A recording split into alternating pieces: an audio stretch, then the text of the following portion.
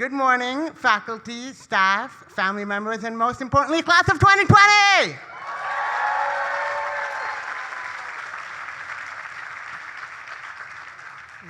Welcome back to Brown. It's good to be here celebrating our long-awaited, long-delayed graduation with you, and I hope you're able to spend the day with your family and friends, catching up with people old and new alike. It feels good to be back in person, doesn't it? Sorta, kinda. Of course, as Brown reminded us this week, we're still in a pandemic. Thank you, Omicron. Anyways, a lot has happened in the last 2 years since I spoke to you from my kitchen table at my apartment in Wayland Square with my then way too long hair. We now live our lives mediated through QR codes. Taco Bell got rid of and brought back the Mexican pizza. And we have been through the ups and downs of a virus and cryptocurrency values. Kim and Kanye broke up, Ben and Jennifer are back together, and now we have to worry about something called monkeypox. And then that's all that has happened since I checked my phone this morning, so who knows what could happen next. But in all seriousness, I hope that these last 2 years have been kind to you, and that whatever you're doing with your talents, you're doing something that satisfies you, whether that's more schooling, a job, or you're just vibing. And I hope that if, like me, you're still figuring out how things work in life, I'm 29 years old and I just began to use my dishwasher, I hope that journey has been fulfilling so far.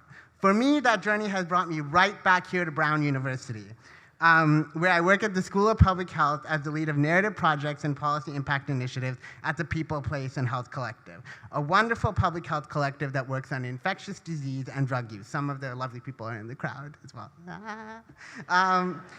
All of that's a fancy way of saying I'm a writer who works in public health. For some of you, your journeys may have taken you to opposite ends of this country or this planet. You've moved out of old apartments and made new ones your home. You've laughed and you've cried. You've gained new friends and family and may have tragically lost some. You've simultaneously experienced grief and joy at the same time. In essence, you've been experiencing just what it means to be alive, which means you've been going through it in the best and worst ways possible. No matter how we choose to spend our lives in our little corners of the earth, no matter how good things may be going for us, it is undoubtedly hard to escape the bleakness of the world at the time being, especially this week. People are dying from war, famine, disease, gun violence, climate change, and across the world, people's rights and freedoms are being curtailed at a rapid pace. These events can seem distant and close to home at the same time. If we are lucky enough to not be directly affected by them, they can also breed a sense of hopelessness and nihilism. If things are getting worse and I have seemingly no ability to change things, why bother paying attention at all? Turn off the TV, delete the news app, and go on with your life. When we think about how to make things better, how to reduce that suffering, it seems like a laundry list of excuses descends from all corners of the universe. A million different ways to tell us no. No, it's unrealistic. No, it costs too much money. No, the people will never agree to that. If you can't think of acceptable ways to change the world, why change it at all? Turn off the TV, delete the news app, and go on with your life.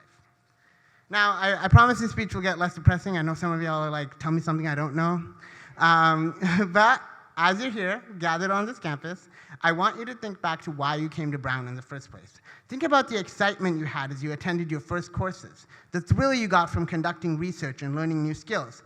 You know, people typically don't go to grad school to rake in the millions. I know, it's shocking. Maybe they do at Harvard and Yale, but at Brown, we're intellectuals.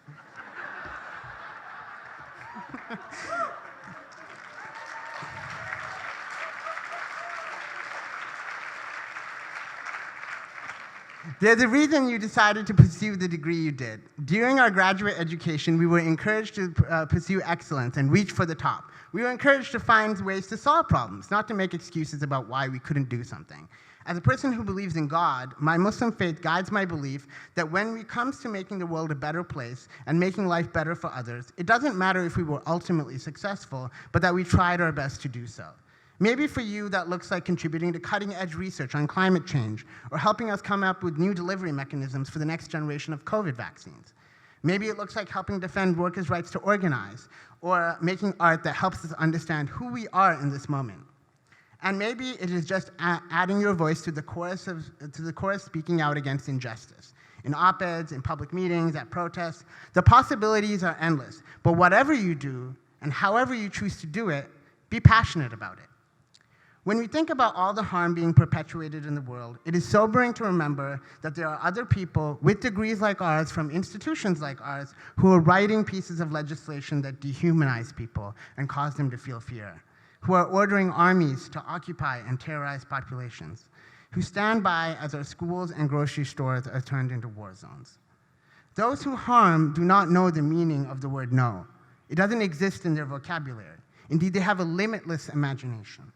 So if they can use their imaginations and platforms to harm, we can use ours to heal, repair, and dream big. These degrees that have been conferred upon us not only represent great potential, but they also represent great responsibility. We have a platform, and I encourage you to use it. Now, before I let you go on your respective journeys, I have to point out that we aren't making this journey alone. At each step of the way, we have people who support us and help us dream and achieve our goals. As I said in my last speech, we are the product of all the people who invested their time and energy into us. Be sure to thank them and bring them along with you. For me, that group includes my family watching from Texas and California, who are probably rolling their eyes at every joke that I've made.